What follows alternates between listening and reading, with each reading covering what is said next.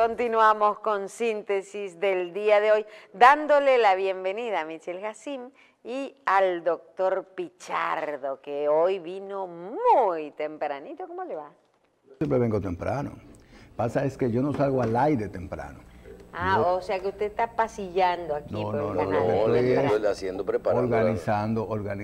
Lo que pasa es que, ¿sabes? Las ideas fluyen, se hace una lluvia de ideas y luego se organizan.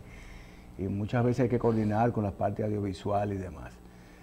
Buenos días, Marcela, Michelle. Feliz de estar nuevamente con ustedes, con los televidentes. Reiterando las gracias a los televidentes que nos distinguen con su presencia a esta hora, con escucharnos. Nosotros hacemos el mejor esfuerzo, y yo creo que ellos lo saben, por llevar un contenido educativo, en este caso en materia jurídica, judicial, de derechos, y hacemos comentarios adicionales en relación a la vida en sentido general de la República Dominicana, valga la redundancia. Me he encontrado, Michelle, Marcela, esta semana, nuevamente con muchos amigos televidentes. Tenemos un público muy diverso, porque he tenido reportes de personas sobre los 40 años, sobre todo parejas estables, que se sientan a ver el televisor juntos, parece, porque siempre me encuentro con parejas que me reportan la audición del programa.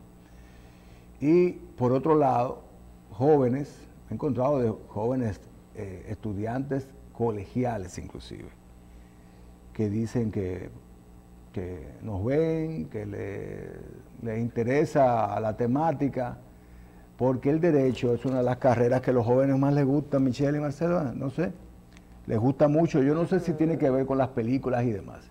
Yo siempre le dije personalmente a unos jóvenes, unos 6 o 7 jóvenes que parece que salían del colegio, algo por el estilo, que tenían un uniforme, que decían, mira, usted es el doctor Pichardo, mira, nosotros los vemos en el programa y demás. Y me invitaron a una charla en su colegio para hablar sobre el tema de cómo es la profesión de abogado. Bueno, pues le digo ahora un poquito más públicamente que la profesión de abogado no es tal cual se ve en las películas. O sea, no es un individuo que va en pos de procurar justicia con una toga y un birrete, presentando alegatos brillantes frente a jueces y jurados en el caso de las películas anglosajonas. La labor del profesional del derecho es complicada, significa muchas horas de estudio, significa cuando usted lo quiere hacer en serio, cuando lo quiere hacer con profundidad, significa no solamente conocimiento profundo de la ley, también conocimiento ya con la experiencia de la naturaleza de los seres humanos para poder dirimir conflictos.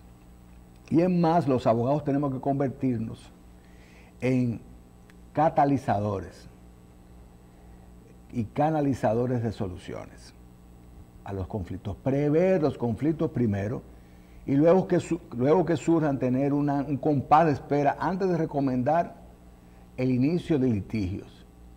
Porque lamentablemente, decía la semana pasada, parte del subdesarrollo tiene que ver con las debilidades institucionales, incluyendo el Poder Judicial. Y el ser humano, sobre todo en República Dominicana, que se embarca en un litigio, sabe el día exacto que comienza ese litigio. Ese día lo conoce perfectamente, el día que comienza.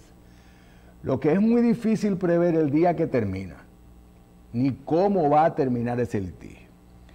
Por lo que tanto a ustedes, amigos televidentes, como a mis clientes, pero a ustedes en sentido general, primero, prever los conflictos. O sea, una relación preventiva de negocios, comercial y de cualquier naturaleza, preventiva, previendo cualquier circunstancia, y luego que no se puede evitar, tratar de llegar a los tribunales, buscar soluciones alternativas. Porque en los tribunales, lamentablemente, no se ahondan los conflictos, pero no hay soluciones rápidas, ¿verdad? En mi familia es poco probable que exista alguien con un conflicto, porque si me consulta se resuelve de manera automática, sin ir a un tribunal. Tenga razón o no tenga razón la contraparte, se le busca una solución, se le debe buscar una solución. Si usted tiene razón y tiene que ceder un poco, ceda, porque usted tiene un porcentaje de la responsabilidad por vincularse con una persona inadecuada. Ese es su castigo, ¿verdad? Tiene que pagar por ello a pesar de tener razón. Y si no tiene razón, bueno, es un motivo adicional para solucionar el conflicto y no embarcarse en un litigio. Huyan de los litigios, huyan de los tribunales. Porque los tribunales en los sistemas subdesarrollados, con falta de institucionalidad, no resuelven los problemas. Muchas veces los ahondan, los eternizan y usted termina en un círculo vicioso alrededor del litigio y su vida gira alrededor de él, en vez de ser, ¿verdad?, de buscar bienestar para su familia, lo que va a terminar es girando su vida alrededor del conflicto. Por otro lado, Michelle, tenemos muchas noticias, pero son como noticias recurrentes, ¿verdad? Tenemos el tema de Marlon, hay que destacar eso. Te quería decir que ayer viendo el cierre, se llama, del caso, veo que el mismo abogado de Marlon pide 5 años o 10 años y dice que lo quieren llevar a un tema de homicidio involuntario y minimizando el tema. Sí. Por otro lado, a veces uno se va a lo objetivo y menciona, pero ven acá, hasta dónde una madre puede, quitemos el caso de Marlon, puede hacer cualquier cosa por proteger a un hijo en un problema. Aquí se ha dicho, por ejemplo, que no hay fraude entre padres e hijos, ni robo, ni entre esposos tampoco. Ni entre esposos. Aquí se ha dicho que un padre, una madre no está obligada a testificar en contra de su hijo y que puede hacer todo eso. Ahora, ¿hasta dónde hay una verdad, hay un juicio y hay una opinión pública que cerró el expediente hace rato, sí, que hay una pediatra? ¿Cómo un juez hoy, suponiendo que tenga dudas o pruebas o que las pruebas no son suficientes o lo que sea? Porque, por ejemplo, tal vez hoy el caso no es el mejor, que es el caso de Marlon, que no solamente parece que hay muchas pruebas, sino que también está la opinión pública, pero hay casos, claro, que la gente lo cierra por la opinión pública. Claro. Yo creo que y le dan mucha presión al juez, ¿verdad? Yo creo que no es el caso de Marlon, yo creo que es el caso de Emily. Marlon es el sujeto activo de un proceso penal. La víctima es Emily. Ahora bien, es una niña y veo las fotos y me enternece porque tengo hijas inclusive mucho mayores que ella, y rompe el corazón ver la pérdida de una criatura tan joven, llena de vida. Ahora bien, yo creo que existen dos procesos. El proceso judicial, con las pruebas a cargo, con la prueba a descargo, con los elementos indiciarios, con los testigos y demás. Y existe un juicio paralelo en la opinión pública. Entonces, la mayoría de las personas, sin la menor duda, la mayoría de las personas, incluyendo abogados reputados, están hablando sobre la base de las informaciones que han recibido por la prensa. Están hablando sobre la base de las informaciones recibidas por las redes y construyendo un juicio y una opinión técnica sobre la base de opiniones de terceros emitidas a través de medios de comunicación o redes. O construidas. Sí, y no se han preocupado aquellos que hacen opinión pública por conocer las intríngulis del expediente. Entonces, existen dos procesos. Yo creo que sí, que ciertamente tú tienes razón, la presión que existe sobre los jueces es suficientemente grande, tan grande o proporcional a la gravedad, al grave hecho de la muerte de esta menor, que posiblemente su objetividad esté en entredicho. Ahí no hay objetividad ninguna, no hay juez que resista la presión mediática que existe en ese proceso. Ahora bien, En el juicio real, y nosotros nos hemos preocupado por tener acá, por ejemplo, al licenciado Hopperman, un brillante abogado, que ya se sabía que era brillante. Ahora con este proceso se ha destapado en términos profesionales como lo que es un brillante profesional. Ha estado aquí en varias ocasiones y nos ha expresado, nos ha expuesto las intríngulis del proceso. ¿Qué pruebas a cargo él posee? ¿Cómo llegó esta joven acompañada de su novio, que también es una persona muy joven, al apartamento, creo que de la madre de él, y luego salió el mismo joven, en compañía de otra persona, cargando una maleta, que luego resultó ser el cuerpo sin vida de esta menor. ¿Qué pasó en ese apartamento? ¿Qué pasó en ese apartamento? Yo tengo un interrogante que se la expresé al licenciado Hopperman. Lamentablemente, de verdad lo lamento, no tuvimos nunca a los abogados de Marlon y Emily. Tuvimos a un ex abogado de Marlin, que era el Cándido Simón, pero un ex abogado que entró al proceso y salió de una vez. Por ende, no pudimos sacarle mucho provecho. Ahora bien, nosotros le externamos unas inquietudes y quiero expresárselas al público. Es lo siguiente. Michelle, si este señor, este muchacho, Marlon Martínez, ¿verdad? Premeditó con alevosía, planificó el asesinato, o sea, el homicidio con premeditación de su novia, ¿por qué llevarla al apartamento de su madre de forma obvia, pública, sabiendo de antemano, y es un detalle en la planificación que no debió haberse perdido, que en ese edificio había cámaras de seguridad, que hay un guardián, que él llegó en su vehículo, que entró al apartamento junto con ella? ¿Por qué iniciar un proceso de interrupción del embarazo? Parece que era un embarazo un poquito avanzado, ¿verdad? ¿Por qué iniciar un proceso de interrupción de ese embarazo, de un aborto provocado? Si había o no un profesional de la medicina acompañándolo, o él intentó con pastillas abortivas y terminó personalmente de intentar concluir el proceso de degrado. Y le salió mal. Ahí que está todo. Y le salió mal, provocándole, como dice la autopsia, la necropsia, realmente como se dice en español,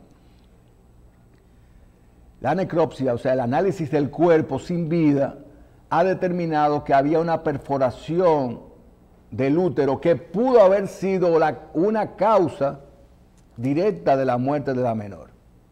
Pero había un golpe en la cabeza. Ahora, se agrega en esa misma necropsia, tal como expresaba el licenciado Hopperman como abogado de la familia y conocedor mucho mejor que nosotros de ese tema, un golpe en la cabeza, y yo le preguntaba en ese momento, bueno, pero no pudo haber sido el golpe al cadáver, o sea, si estaba en una maleta y lanzaron la maleta con el cuerpo sin vida de la menor, y ese cuerpo impactó con una roca, pudo haberle provocado una ruptura del cráneo post-mortem. O sea, luego de haber fallecido, haberle provocado una ruptura del cráneo. Decía con mucha propiedad el licenciado Hopperman, sí, Pichardo, pero un golpe post-mortem, luego del fallecimiento, no genera un hematoma. Un hematoma es una hinchazón. Esa hinchazón tiene que ver con la circulación concentrada de la sangre hacia el punto del impacto, del golpe. Si hay vida hay circulación de sangre. Claro, entonces, si no hay vida, la sangre eso está quiere detenida. decir, según la tesis del colega Hopperman, del brillante colega Hopperman, abogado de la familia de la familia de la víctima, de la niña Emily, decía, bueno, es que había circulación de la sangre al momento del golpe, por eso se genera el hematoma, y ese es un gran punto. Entonces... O sea, estaba viva. Así concluye él. No, no es eso. Él dice que lo que le provocó la muerte fue ese golpe, y que ese golpe fue provocado por el victimario, por este señor Marlin, ¿verdad? Y que luego de que le provocó la muerte, bueno, ya el cuerpo sin vida lo lanzan, tratan de ocultarlo. Esa es otra cosa, ¿verdad? Esa es otra cosa diferente, es un escenario diferente. Pero Fidel, cuando tú ves, por ejemplo, que Marlon ayer te dice que ya él sabe que lo van a condenar, que él pide perdón, sí, y los abogados hablan de 5 y luego me parece que un poquito más para adelante llevaron a 10. O sea, primero salió una información de que pidieron 5 años y después para su propio defendido. Sí. Entonces, ¿cuál es ¿qué se busca ahora de la justicia? ¿Se busca minimizar la pena? Hay dos clases de defensa. Hay una defensa negativa y una defensa positiva. En la defensa negativa tú niegas los hechos hasta el final y tú pides obviamente descargo o no culpabilidad. Estás negando los hechos. Hay una defensa de tipo positiva que es, sí, se cometieron los hechos, pero fueron en tales circunstancias que deben atenuar la sanción. ¿Me entiendes? Entonces ellos han elegido aparentemente, porque de verdad no conozco los detalles de las conclusiones, no he dado seguimiento, ellos han elegido una defensa positiva, en el sentido de admitir los hechos, pero atenuar la responsabilidad, tratar de atenuar la responsabilidad penal, alegando que el homicidio ha sido involuntario, que su intención, primero no fue planificado, lo que convierte el hecho no en un asesinato, sino en un homicidio que conlleva penas menores, ¿verdad? De por lo menos 10 años menos. Y segundo, que él no tuvo la intención de provocar la muerte. Me explico, queridos televidentes. Obviamente está la pérdida de una vida humana, que es el bien más preciado del ser humano.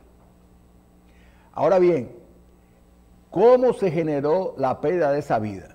¿Con la intención delictual del que la provocó o sin esa intención delictual? Porque lo que se sanciona en materia penal no solamente es el hecho, sino la intención del autor de ese hecho. ¿Verdad? Entonces, si lo que se va a juzgar es la intención del autor del hecho, y él está alegando, primero, que no lo premeditó, y segundo, que dentro de una circunstancia de interrupción de un embarazo, hubo una pérdida de la vida. Y él dice, yo soy responsable de ese hecho, de la pérdida de la vida por parte de la niña. No fue premeditado. Pero no fue mi intención que ella muriera. Entonces eso lo convierte ya en un homicidio involuntario. Entonces ya es una pena mucho menor. ¿Y cuál es la situación ahora? ¿Y cuál es la situación ahora del juicio? ¿Cuándo hay un fallo? No, yo creo que los alegatos de cierre de la defensa, que es la última que habla, o sea, los abogados de la señora Marlin y Marlon, que es el principal imputado, los alegatos de cierre eran ayer u hoy. Ellos son los últimos que hablan. Luego fueron ayer. Los jueces, si fueron ayer, los jueces están con un fallo reservado. No sé si ya anoche mismo lo redactaron. Los jueces pueden fallar de una manera. Primero en dispositivo. En dispositivo quiere decir que emiten el fallo, diciendo las principales pruebas y emitiendo una condena. ¿Verdad? Y luego diciendo que en 15 o 20 días o un mes van el fallo con las motivaciones completas. No, este fallo tiene que tener motivación, aunque sea en dispositivo. Motivaciones escuetas, con una condena o un descargo. ¿Verdad? Pero el fallo completo, con todos los argumentos, todos los elementos, pueden tomarse 15, 20 días, un mes para emitirlo. Eso es lo que va a suceder en el día de hoy posiblemente, porque el fallo me luce que va a ser rápido y certero. Me luce que por la presión de todo tipo que existe en este caso, el fallo va a ser rápido y contundente. En relación a la participación, que no me has preguntado, Michelle, de la participación como cómplice de la madre del señor, de este joven Marlin, yo tengo personalmente serias dudas. Porque una cosa es la complicidad en la comisión de un homicidio y otra cosa es participar en el encubrimiento, ocultación de pruebas, ocultación del cadáver luego del hecho materializado. Me parece que la orden resuelve eso. Sí, pero son dos tipos penales totalmente diferentes. O sea, que una persona participe en el homicidio de otro ser humano, lo hace a esa persona directamente responsable de ese hecho. Sí, sí. Cuando ese homicida o el autor de esos hechos llama a otras personas para que lo auxilien en el ocultamiento de un cadáver luego de cometido el homicidio, entonces ese grupo de personas actúan en otro tipo de penal, ¿verdad?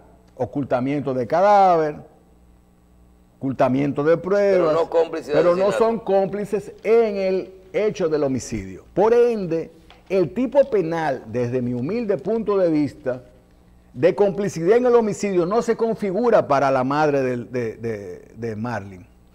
Marlon. Si es como dijeron, de que ella lo que le dijo. Para la madre de Marlon no se configura el tipo penal de complicidad en el homicidio. Lo que equivaldría, y eso es importante para ella como imputada, porque como cómplice del homicidio a ella le correspondería la pena inmediatamente inferior a la del asesinato. O sea que si a él lo condenan a 30 años por asesinato, en caso de que acojan esa tesis, ella recibiría una pena de 20 años de prisión por complicidad. Sin embargo, mi opinión particular y profesional, por los elementos que hemos tenido a mano, obviamente, si hay otros, no tengo el control de ellos, es que en ella no se tipifica el tipo penal de complicidad en el homicidio, sino un tipo penal de ocultamiento de cadáver y ocultamiento de pruebas y demás. Son dos hechos totalmente diferentes. Porque parece que no hay duda con respecto a lo siguiente, Michelle, Marcela y queridos televidentes, de que ella no estaba en el apartamento al momento de la muerte de la señorita. Ni la mandó a matar, dice. Ni instruyó en ese sentido, o sea, no es autora intelectual del hecho, ni mucho menos. Ese es mi punto de vista, pero obviamente es un punto de vista que no tiene la profundidad del que es conocedor de todos los elementos del expediente. ¿Entiendes? Entonces, de ser así, con esa condicionante de que esos hechos fueran tal como lo hemos narrado, entonces yo entiendo que ese tipo penal de complicidad no existe en ese caso, ¿verdad? Ahora, hay una segunda víctima de la cual nadie ha hablado, Michelle, Marcela y queridos televidentes, que es la criatura que estaba en el vientre de Emily, que es un detalle de tipo constitucional y penal que la mayoría de las personas no ha tomado en cuenta. Unos, porque no les conviene dentro de un esquema, un tema general, que es el aborto, inducido o no. Y es que la Constitución de la República ha establecido claramente la protección de la vida a partir de la concepción. Quiere decir que ese ser que se encuentra concebido en el vientre de la madre tiene derechos y esa vida es protegida por la Constitución. Quiere decir que cuando se desprende esa vida, tú lo que quieres decir es que hay un homicidio. Y aunque la mamá no se hubiera muerto. Aunque no se hubiera muerto, hay un homicidio. El homicidio de ese ser, que la Constitución de la República en su artículo 37 protege desde su concepción.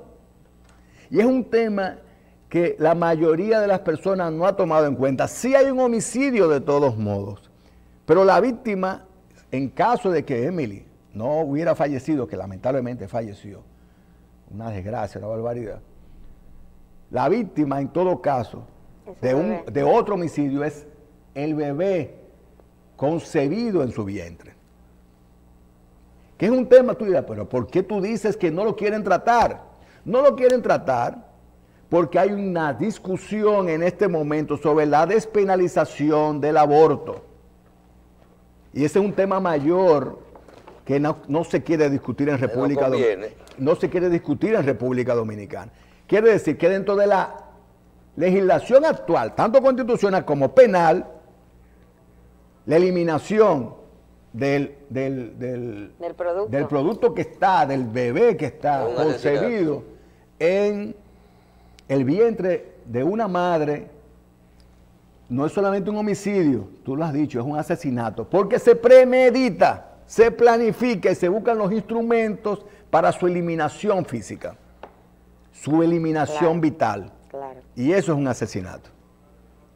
Al margen de la desgracia que ha sido que una niña, prácticamente una niña, Emily Peguero, haya perdido la vida, consecuencia de estos hechos que para mí realmente se tornan confusos, ¿entiendes? Porque la planificación o fue muy mala o realmente no hubo ninguna planificación para que ocurriera el resultado de la muerte de la menor. Ese es mi punto de vista. Obviamente, no es el punto de vista más calificado porque yo no soy abogado del expediente, ni conozco todas las pruebas del expediente, como sí lo conocen los actores del proceso, que luego vamos a invitar ya más sosegado, cuando dicten la sentencia en cualquier sentido, más sosegado, vamos a invitar a todos los actores del proceso. Porque ellos van a apelar después. Claro, a los actores del proceso, tanto la defensa de los imputados como los abogados de los familiares de la víctima, que es Emily Peguero y su bebé, para que nos expongan su punto de vista, ¿verdad? Bueno, Michelle, mira, no sé si tenemos listo, de alguna manera.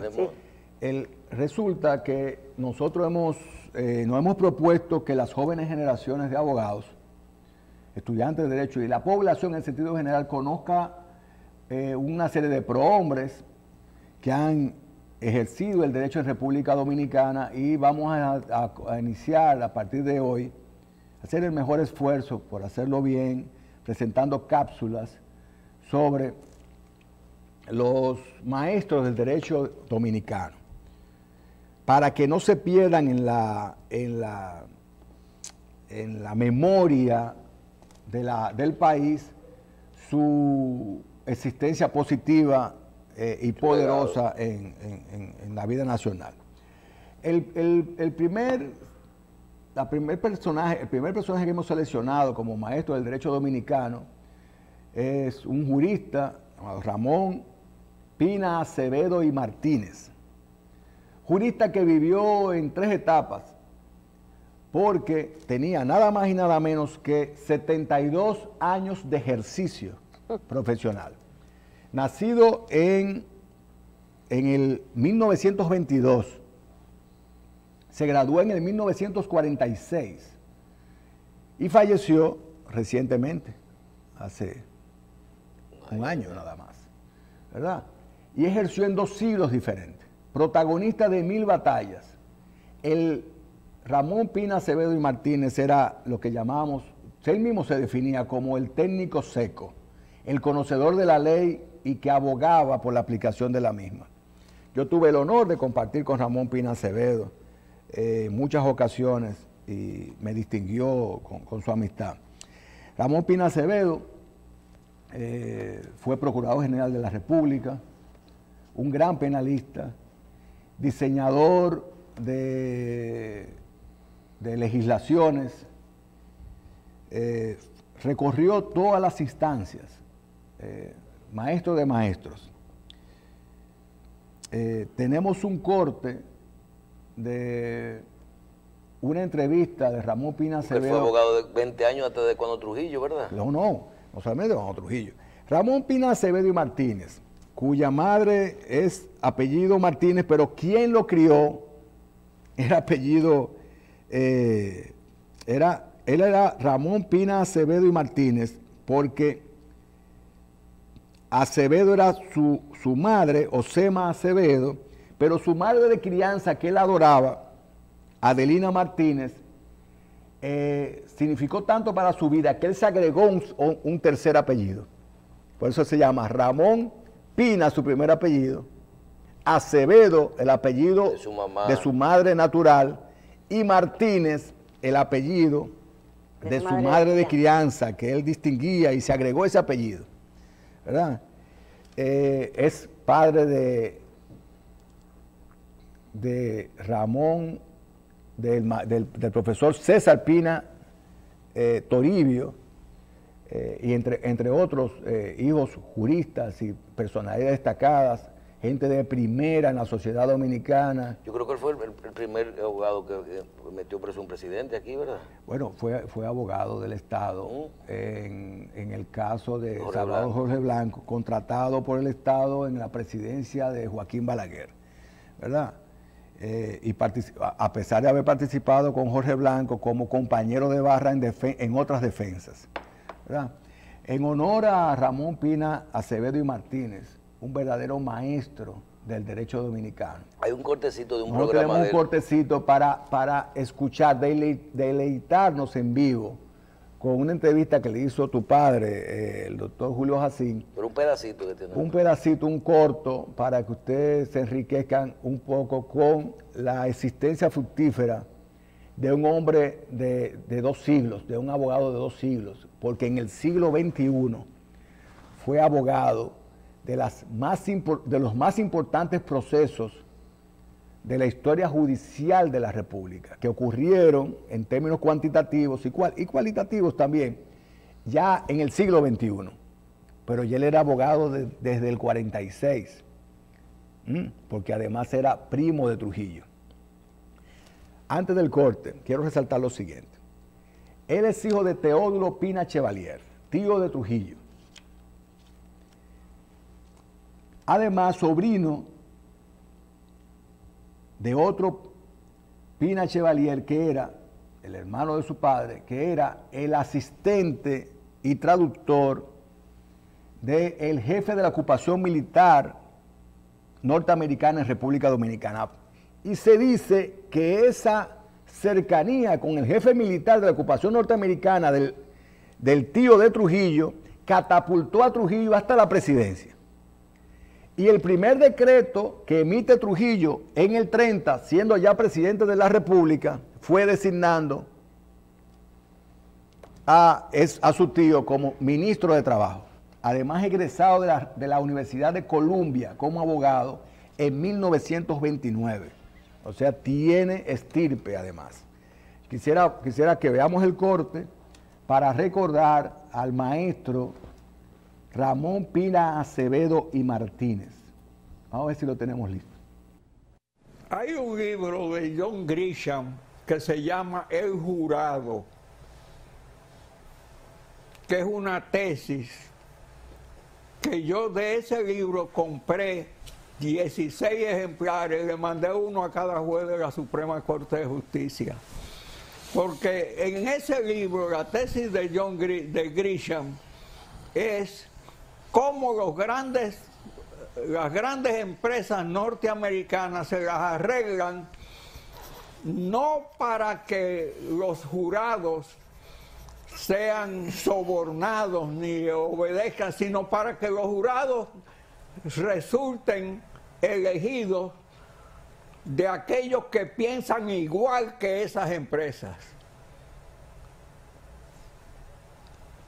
Esa es la tesis de ese libro. Y aquí en la República Dominicana, yo no creo que se haya nombrado a nadie para sobornarlo ni para darle órdenes, sino que se ha buscado, se ha tenido el tacto de hacer lo que decía Grisham en su libro, buscar jueces que piensen como yo.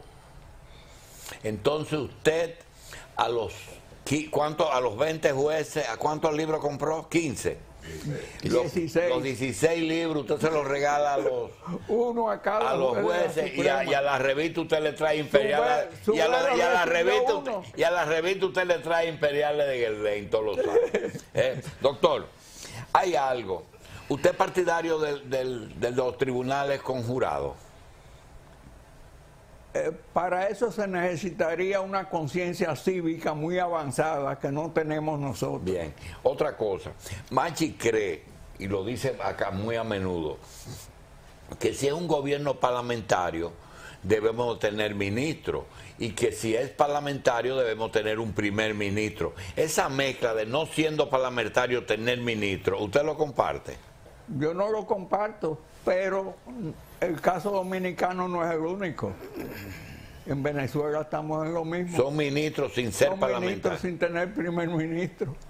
Doctor, hay una pregunta. ¿Puede existir la posibilidad de que un ministerio público o un juez o la justicia en un momento especial de la vida de un pueblo diga, ese caso, aunque sea un crimen o sea una violación a la ley, no es prudente conocerlo en este momento? Es decir, la proposición de un caso de interés nacional porque quizás produce un daño mayor su conocimiento que su posposición, no su sobreseimiento. Es posible, es posible. ¿Y hay algún antecedente que yo en otro país? Que yo tenga así de pronto no, pero es posible. Hubo un caso cuando Trujillo hizo la moneda dominicana, que se puso su cara. Se falsificaron las monedas, el billete de 20 pesos. Un tal Mencito Domínguez fue el que fue sometido por eso, pero quien había hecho la falsificación había sido Petán. Y Trujillo había dado orden. Era el maestro de siempre del derecho dominicano, Ramón Pina Acevedo y Martínez, en honor de su esposa, hoy su viuda, Luz Betania Peláez Ortiz de Pina, viuda Pina, a sus hijos César Pina Toribio, Ramón Pina Pierreo, Sema del Carmen,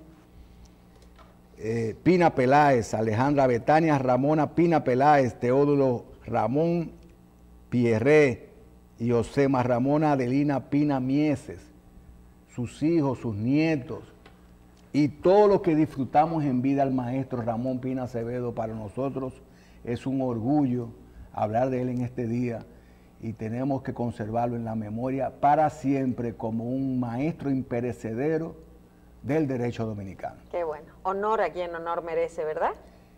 Y lo merece mucho. Vamos a hacer una pausa.